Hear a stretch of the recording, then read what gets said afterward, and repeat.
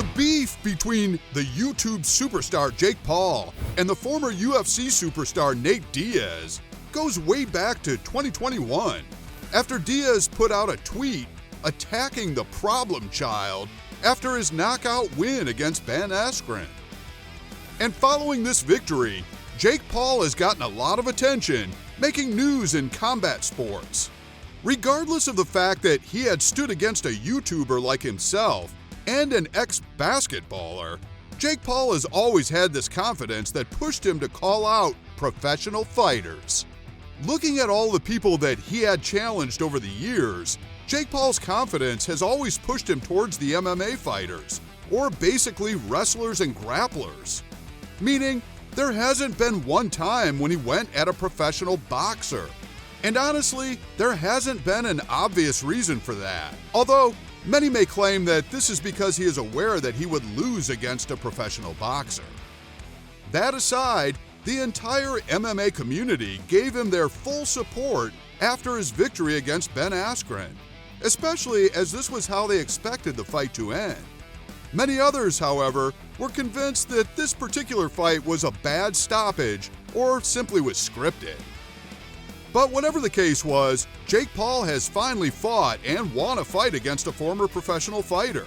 Following that match, Jake Paul had been looking for ways to call out Nate Diaz. Well, I guess that search was over, because after the ridiculous stunts Jake Paul made all in the name of calling out Conor McGregor and gaining his attention, the ProblemChild found himself getting attacked by a tweet made by Nate Diaz.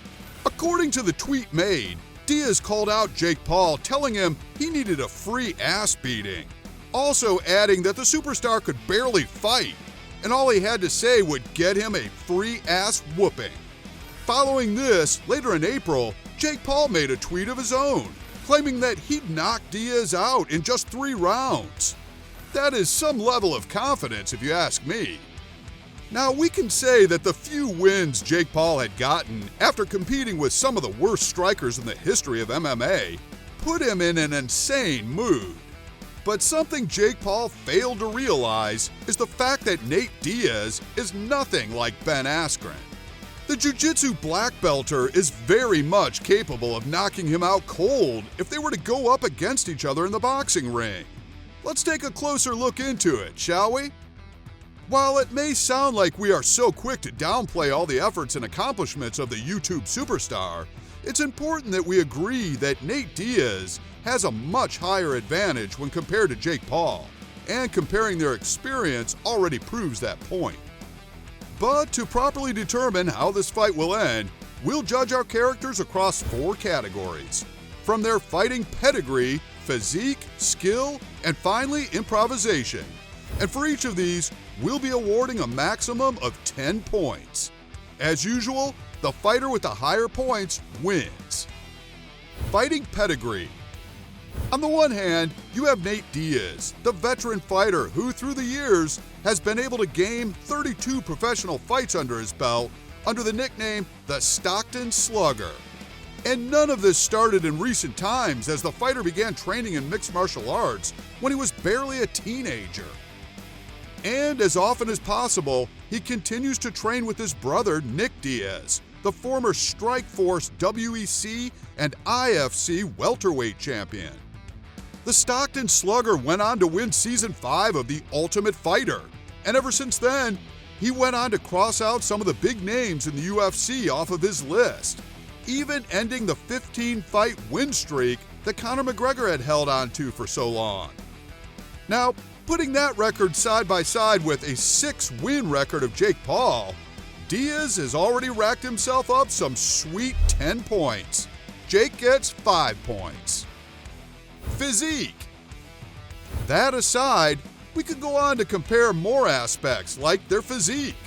If you've ever seen the Diaz brothers fight, you'd agree that these ones were built differently, as tough as you can imagine, with Nate Diaz having one of the strongest chins in the entire UFC and an ability to recover in a fighting game faster than anyone we've seen. Regardless of the obvious scar tissue situated above his eye that opens up a lot during his fights, Nate Diaz has never seemed to be thrown off by it in any of his fights. However, Diaz is a 6-foot man with a reach of 76 inches, weighing only about 77 kilograms. Jake Paul, on the other hand, is a 6-foot 1-inch man with a reach of 76 inches and weighing about 86 kilograms. Here, Jake Paul has the upper hand. Therefore, he wins a solid 8 points, while Nate Diaz takes away 7 points. Skills. And the fact that he has been able to not just face, but also conquer mighty strikers like Anthony Pettis, Conor McGregor, and Michael Johnson, we can all agree that Nate Diaz has the most impressive conditioning there is in the UFC. But also, given the fact that the Diaz brothers have always been known to be very competitive sportsmen who are, of course, superb fighters, you can only expect that any more effort from Jake Paul to bully Nate Diaz would only push him to fuel up even more to come with his best if this match ever happens. Giving him the upper hand with 10 points, Jake may have skills of his own, but compared to Diaz, he can only get about 7 points. Improvisation. One thing you can rest assured of is the fact that angering Nate or even trying to get into his head always ends up with the opponent regretting his actions. And this is something Jake Paul has refused to come to terms with. Nate Diaz knows very well how to use his anger to his advantage.